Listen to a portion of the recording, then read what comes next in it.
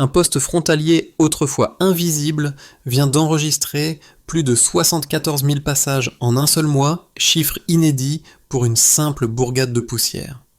À Galguli, ce bâtiment de béton, de panneaux solaires, de scanners biométriques et de câbles de données transforme une marge longtemps abandonnée en carrefour contrôlé où la file d'attente remplace les traversées furtives. Que signifie vraiment ce sursaut statistique pour les habitants du Sahel quand Ibrahim Traoré affirme que la souveraineté peut se reconstruire à partir des frontières plutôt qu'au cœur des capitales? Si cette expérience tient, un point minuscule sur la carte pourrait rebattre tout l'équilibre du pays. Le poste de Galguli porte une promesse simple. Si l'État parvient à rendre cette frontière visible, fiable et vivante, alors tout le sud-ouest pourrait sortir du cycle peur, rumeur, absence. Le bénéfice attendu, offrir un service public à la frontière, paraît modeste, mais redessine un enjeu décisif dans une région rongée par la défiance. La stabilité commence souvent par un bâtiment qui fonctionne et par une routine qui dure. L'intérêt pour la population tient en 10 mots. Une frontière utile peut changer la vie quotidienne entière, car un poste comme celui-ci ne règle pas seulement les flux, il crée une présence, transforme le vide en ancrage et donne aux habitants un point auquel se raccrocher. Mais si cette mécanique échoue, le risque est immédiat. La frontière redevient un couloir invisible, les trafics reprennent, la peur s'installe, et tout l'argument de reconquête civile s'effondre avant d'avoir commencé. C'est ce fil tendu, ténu, mais stratégique, qui fera de Galguli soit un modèle, soit une parenthèse. En un mois seulement, Galguli a enregistré plus de 75 000 mouvements frontaliers, un volume inédit qui révèle un basculement concret plutôt qu'un simple symbole. Derrière ce chiffre massif se cache un renversement discret. Une zone autrefois invisible devient soudain mesurable, traçable, presque prévisible. Ce surgissement statistique n'existe pas dans le vide. Il s'explique par la manière dont le poste a été pensé, construit et présenté comme un service public plutôt qu'une barrière. Pendant des décennies, cette portion de frontière n'était qu'une cicatrice laissée par des cartes coloniales, un entre-deux sans État, où passeurs, réfugiés et trafiquants se croisaient sans témoin. L'absence de contrôle nourrissait la peur effaçait la confiance, et sans confiance, aucune reconstruction ne trouvait prise. C'est cette spirale que les autorités disent vouloir rompre en installant des panneaux solaires, des scanners biométriques et une alimentation continue en eau potable, autant de fonctions destinées à rendre la présence étatique visible et régulière. Le projet, soutenu par l'Organisation internationale pour les migrations et financé par des partenaires allemands et japonais, se distingue par une logique claire. La technologie ne doit pas surveiller, mais servir. Les données remplacent les rumeurs, la lumière remplace l'improvisation, et les habitants voient enfin un bâtiment de l'État qu'ils peuvent considérer comme le leur. Pour Ibrahim Traoré, cette dynamique correspond à une doctrine civique. Chaque mètre carré reconquis par la confiance vaut une victoire sans armes. Le poste frontalier devient ainsi un atelier social où l'emploi local, la formation et la routine administrative produisent un sentiment d'appartenance inattendu. Dans ce Sahel, souvent décrit à travers les crises, cette reconstruction depuis les marges ressemble à un changement d'échelle. La souveraineté ne se manifeste plus seulement par des discours, mais par le retour du quotidien. Reste une question suspendue. Ce nouvel ordre tiendra-t-il lorsque la poussière retombera et que l'attention médiatique s'éloignera? À Galguli, la transformation ne se lit pas seulement dans les câbles étincelants ou dans les chiffres, mais dans les voix qui reviennent. Bernadette Cambiré, mère de 4 enfants, raconte que autrefois l'État n'existait qu'à la radio. Aujourd'hui, elle tient un petit étal à l'entrée du poste, à quelques mètres des panneaux solaires qui alimentent le forage d'eau. Son témoignage fait office de fil conducteur. Ce qui change la vie n'est pas l'infrastructure en soi, mais la possibilité de compter sur elle, jour après jour. Depuis l'ouverture du poste, les uniformes ne sont plus perçus comme des menaces, mais comme des signes de présence. Un glissement psychologique rare dans une région où chaque déplacement était autrefois dicté par la peur. La routine nouvelle s'impose, des enfants jouent près des câbles, des commerçantes installent leurs paniers à l'ombre et les voyageurs s'arrêtent sans précipitation devant les scanners biométriques. Ce retour à des gestes simples constitue la première preuve tangible que la frontière cesse d'être un vide et devient un repère. Le poste agit alors comme un guide silencieux. Il organise les circulations, apaise les tensions et offre un point fixe dans un espace longtemps mouvant. Pour les premiers habitants impliqués, commerçants, agents formés localement, jeunes recrutés pour la maintenance, cette normalité retrouvée produit un effet d'entraînement. La confiance circule aussi vite que les données du système. Au fond, l'impact initial se résume en une idée courte. La stabilité commence avec un lieu qui tient. Le déclencheur apparaît le 15 juillet 2023, quand le poste frontalier ouvre ses portes et fait immédiatement basculer une zone silencieuse dans un nouvel ordre. Le bâtiment, modeste mais alimenté au solaire, devient l'aimant autour duquel se réorganise la circulation. Les scanners biométriques cliquettent, les uniformes se positionnent, les habitants testent les services et la frontière, pour la première fois depuis des années, produit des traces vérifiables. Ce premier mouvement enclenche un second. En quelques semaines, les 64 000 passages enregistrés transforment un lieu longtemps oublié en tableau de bord stratégique. Les registres papier disparaissent derrière les terminaux, les routines remplacent les improvisations et les équipes mixtes, agents formés localement, techniciens du solaire, douaniers, apprennent à fonctionner comme un seul bloc. Puis vient le point de tension, là où toute la logique aurait pu s'effondrer.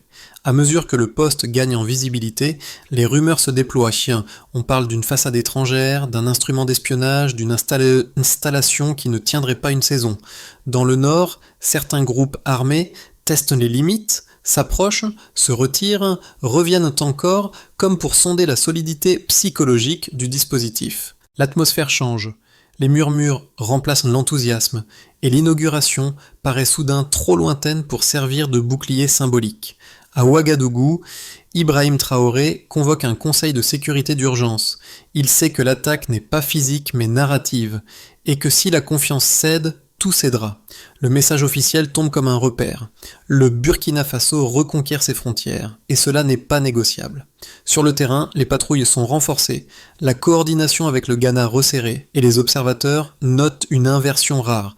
Une action militaire vient d'appuyer une infrastructure civile, et non l'inverse. Ce moment marque le climax. La frontière n'est plus seulement un point de passage, mais une déclaration politique. La décroissance de tension commence alors, presque imperceptible. Les nuits passent, les panneaux solaires restent allumés, les scanners fonctionnent, et l'installation survit à ce premier test sans un seul jour d'interruption. Les marchés alentours rouvrent, les femmes transportent du mil sous les câbles, et les enfants jouent près du drapeau, comme si ce décor avait toujours été là. Les données affluent, mouvements hebdomadaires, incidents en baisse, interaction plus fluide avec les douanes.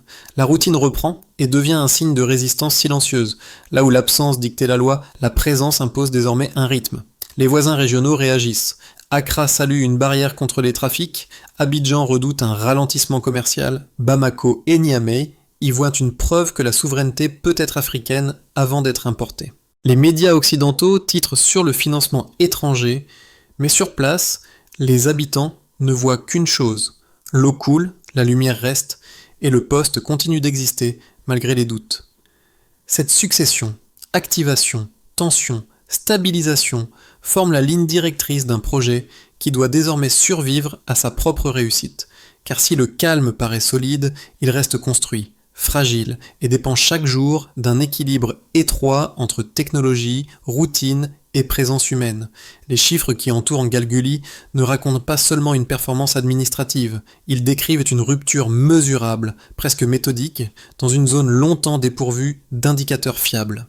Le premier repère tient dans l'ampleur du trafic enregistré dès l'ouverture, plus de 64 000 traversées en un mois, une statistique qui surprend autant qu'elle structure. Ce volume, inédit dans l'histoire récente du sud-ouest burkinabé, montre que la frontière n'était pas vide, elle s'était simplement invisible. Le poste a donc transformé une circulation fantôme en données exploitables.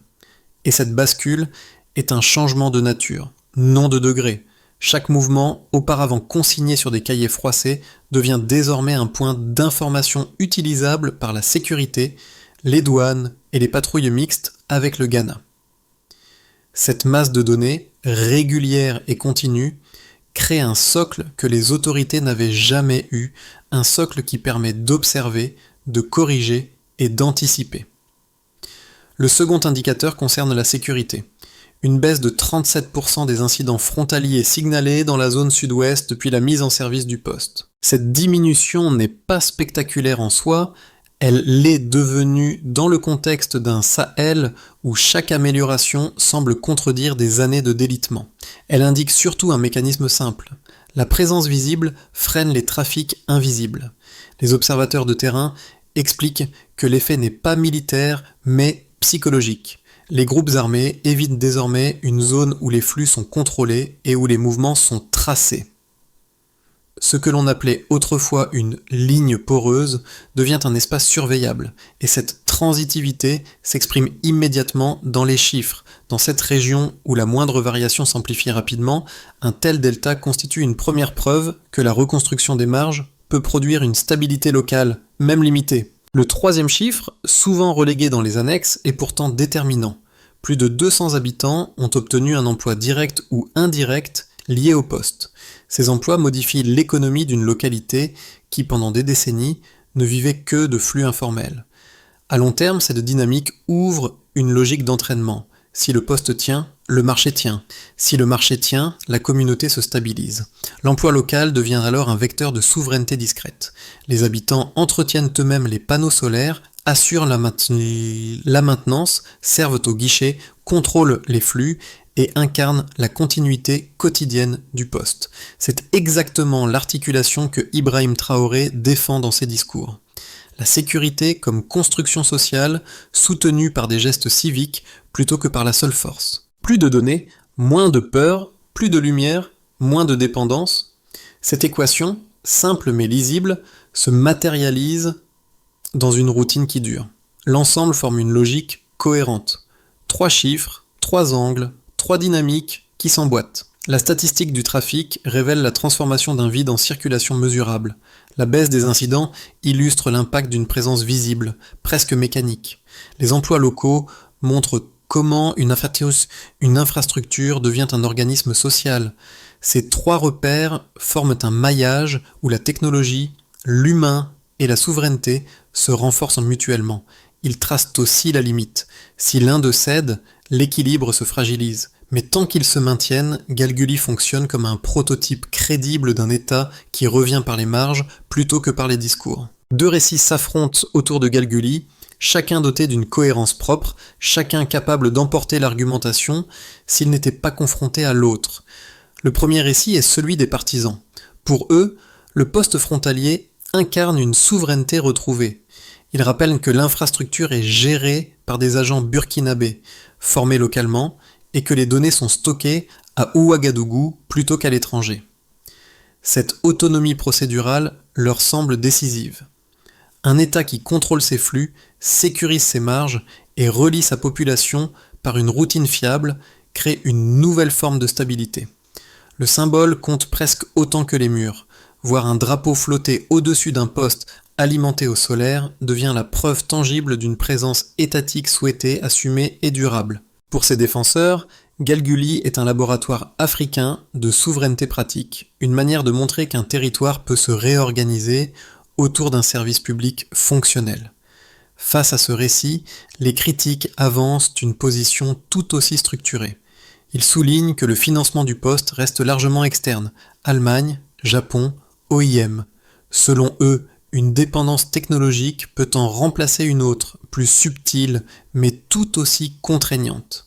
La surveillance biométrique, même déployée localement, demeure issue de dispositifs conçus ailleurs, avec des logiques qui ne reflètent pas toujours les priorités burkinabées. Ils craignent aussi un glissement, qu'un poste présenté comme un service public devienne à terme un instrument de contrôle opaque, faute de garde-fous suffisants. Dans leur perspective, l'Afrique répète un cycle ancien. Modernisation financée, autonomie promise, dépendance prolongée, travestie sous un vocabulaire plus technique. La réponse aux critiques ne se contente pas de contredire, elle s'appuie sur les données disponibles. L'OIM a confirmé que les systèmes installés respectent les normes éthiques mondiales et que chaque agent a reçu une formation dédiée à la protection des données. Surtout, Aucune infrastructure étrangère ne porte de drapeau visible. Tout, sur place, renvoie à une maîtrise nationale explicite, ce que les habitants eux-mêmes perçoivent instinctivement. Ils ne voient ni une tutelle, ni un laboratoire extérieur, mais un bâtiment qui fonctionne, une eau qui coule, une lumière qui reste. Et dans cette routine, plus que dans les discours, se trouve la réponse la plus solide au débat. Ce qui compte n'est pas l'origine de l'outil, mais la manière dont il transforme le quotidien. Un calme construit apparaît. Cette accalmie n'a rien de spontané. Elle naît de la persistance du poste, nuit après nuit, lorsque les panneaux solaires restent allumés et que les scanners fonctionnent sans interruption. Ce maintien continu, presque obstiné, change le statut même de Galguli. Ce n'est plus une expérience inaugurale, mais une permanence qui commence à modeler l'espace social autour d'elle. Les marchés rouvrent, les voies reviennent, les enfants jouent près des câbles comme s'ils avaient toujours été là, et les uniformes deviennent des repères plutôt que des avertissements. C'est dans ce basculement du quotidien que l'on mesure la portée réelle du projet, bien plus que dans les discours officiels. Pour Ibrahim Traoré, cette résilience silencieuse était le véritable test. Si la lumière ne s'éteint pas, la confiance ne retombe pas. Et cette confiance recompose tout. La manière dont les voyageurs s'arrêtent, dont les commerçants s'installent, dont les habitants réapprennent à habiter la frontière. Les spéculations géopolitiques continuent, mais elles glissent sur une réalité plus simple. Sur place, la stabilité s'éprouve chaque matin, au bruit des générateurs et au cliquetis régulier des terminaux. Cette routine, modeste mais continue, devient alors la pièce charnière du récit. Ni triomphe ni miracle, mais une persistance qui change le possible. Les effets de Galguli se lisent désormais dans 4 sphères distinctes, chacune révélant comment une infrastructure isolée peut recomposer un territoire entier lorsqu'elle reste stable. Le premier champ est celui du côté de la population. Ici, le changement est intime. L'eau potable coule régulièrement depuis le forage solaire, la lumière reste, et les habitants retrouvent une routine qui n'existait plus depuis des années. Les femmes revendent du mil à l'entrée du poste, les enfants jouent sous les câbles, et les uniformes sont perçus comme des présences rassurantes plutôt que comme des menaces. L'appartenance, longtemps dissoute par la peur, revient par la répétition des gestes simples. Et cette évolution psychologique constitue la matrice de toute reconstruction durable.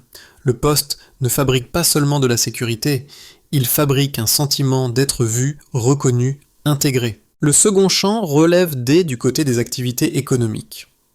Depuis l'ouverture du poste, plus de 200 emplois directs et indirects ont émergé dans la zone. Techniciens solaires, vendeuses, transporteurs, contrôleurs, réparateurs.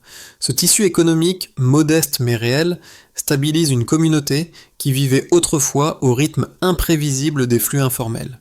Les marchés s'organisent, les échanges se structurent et la frontière cesse d'être une limite. Elle devient moteur. Les entreprises locales s'appuient sur la prévisibilité du poste pour étendre leurs activités et la circulation régulière des voyageurs relance la demande sur les microservices. Ce rétablissement d'un cycle économique simple mais constant montre qu'une souveraineté peut s'incarner dans la continuité plutôt que dans la force. Le troisième champ touche haut du côté de l'État. Ici, l'impact est systémique. Les données collectées chaque semaine alimentent directement le ministère de la Sécurité à Ouagadougou. Pour la première fois, l'État peut suivre en temps réel les flux humains, ajuster les patrouilles, renforcer la coopération avec le Ghana et anticiper les tensions. Là où les registres papier créaient un brouillard permanent, les terminaux biométriques produisent une vision claire. Cette visibilité change la nature même de l'autorité. Elle n'est plus théorique, elle est mesurée, vérifiable et donc crédible. C'est exactement la logique défendue par Ibrahim Traoré. Reconstruire les marges pour sauver le centre, un mètre carré de confiance après l'autre. Enfin, le quatrième champ concerne les du côté régional. Autour du Burkina Faso, les réactions dépassent les frontières. Le Ghana voit dans Galguli un rempart contre les trafics et renforce sa coordination sécuritaire. La Côte d'Ivoire craint un ralentissement commercial, mais reconnaît la stabilité émergente. Le Mali et le Niger, engagés dans une trajectoire politique similaire, y perçoivent un modèle africain de souveraineté intelligente. Même l'Union africaine cite Galguli comme exemple dans ses programmes de gouvernance des frontières. À l'international, les observateurs étrangers y lisent un laboratoire géopolitique, mais sur place, les habitants n'en retiennent que l'essentiel. La lumière reste allumée, la peur recule, la frontière fonctionne. Ainsi se dessine la véritable portée du poste, un lieu minuscule qui produit des conséquences multiples, articulées, durables, et qui montre qu'une seule présence régulière peut reconfigurer tout un espace social. Les 12 prochains mois décideront si Galguli restera une exception ou deviendra la matrice d'une politique nationale. 3 trajectoires se dessinent, chacune cohérente, chacune plausible, dans un Sahel où l'équilibre se construit jour après jour. Pour commencer, le scénario de continuité maîtrisée expose que la continuité va maîtriser. Dans cette version, le poste fonctionne à pleine capacité sans incident majeur. Les patrouilles Burkina-Ghana maintiennent leur coordination et les données alimentent régulièrement le ministère de la Sécurité. Les répliques prévues, Dola, Yender, Madouba, avancent selon le même schéma. Infrastructure solaire, formation locale, maîtrise nationale des flux. Ce scénario n'est pas spectaculaire, il prolonge simplement la logique actuelle. La stabilité se tisse par accumulation et chaque semaine sans interruption renforce l'idée qu'un modèle utile est en train d'émerger. Si cette cadence se maintient, le pays gagne un instrument reproductible, à la fois technique et social. Dans une perspective plus positive, on peut imaginer que l'effet d'entraînement régional. Ici, la méthode séduit au-delà des frontières. Le Mali, le Niger et la Guinée adaptent le principe. Combiner développement, contrôle et autonomie opérationnelle. L'Union africaine cite Galguli comme cas de souveraineté démontrée, et les partenaires européens révisent leur posture. Ils coopèrent au lieu d'imposer. Dans ce scénario, le Burkina Faso devient exportateur de modèles, non importateur de solutions. Le poste cesse alors d'être un prototype pour devenir une référence, un exemple d'articulation entre dignité, service public et contrôle éclairé. Dans l'hypothèse la plus défavorable, il se pourrait que la rupture brutale. Une attaque ou un sabotage survient, non pour détruire l'infrastructure, mais pour briser le symbole. Les groupes armés, frustrés par la perte d'influence, ciblent l'avant-poste. La peur revient, les bailleurs suspendent leurs appuis, la duplication des sites s'arrête net. Dans cette hypothèse, l'impact est d'abord moral. Ce n'est pas seulement un bâtiment qui vacille, c'est l'idée même d'une autonomie africaine par les marges qui reculent. L'effet domino serait rapide, car le projet tient autant par sa solidité technique que par la confiance qu'il inspire. Voici une manière commune de comprendre l'ensemble. Dans tous les scénarios, un principe demeure, la transparence. Le gouvernement devra montrer que la donnée sert sans asservir, que la surveillance peut rimer avec respect, que la technologie reste un outil et non une arme. La seule recommandation praticable pour les mois à venir est simple. Pensez la souveraineté comme un service, pas comme un slogan. Dans les grandes villes, la souveraineté est souvent discutée comme un concept abstrait, lointain, théorique. À Galguli, elle prend la forme d'une habitude. En habitude. Se réveiller avec la lumière solaire, marcher jusqu'à un bureau d'État, croiser un uniforme qui salue sans menace. Ce qui paraît banal ici semble révolutionnaire ailleurs, parce que la stabilité ne se mesure pas en discours, mais en gestes répétés. Pour les habitants, la frontière n'est plus une ligne à contourner. C'est un lieu qui répond, un espace qui fonctionne, une présence qui reste. Cette expérience parle directement à 3 types de publics. Pour ceux qui doutent du changement, ceux qui doutent du changement. Leur scepticisme est compassé et compréhensible. Tant de projets meurent avant leur bilan, mais Galguli montre qu'un câble solaire, un puits propre ou un poste ouvert chaque matin peuvent suffire à transformer un climat de peur en communauté. La leçon est modeste mais solide. Lorsque la routine tient, l'espoir se réinstalle. Pour ceux qui observent de loin, Pour eux, Galguli interroge une idée persistante. Pourquoi la stabilité en Afrique ne serait-elle crédible que lorsqu'elle est importée ? Le poste frontalier démontre l'inverse, sans emphase. Un État peut apprendre avec l'aide d'autrui sans s'effacer et peut se reconstruire depuis ses marges plutôt que selon un modèle dicté de l'extérieur. Pour ceux qui cherchent un cadre d'action, ils peuvent s'inspirer d'un principe simple, tiré directement de l'expérience locale. Commencer par rendre visible ce qui ne l'est plus. Rendre visible une présence, une règle, une routine, c'est le premier pas d'un retour institutionnel crédible. Petit conseil praticable, observez l'endroit où la vie quotidienne coince et y restaurer le premier geste qui manque.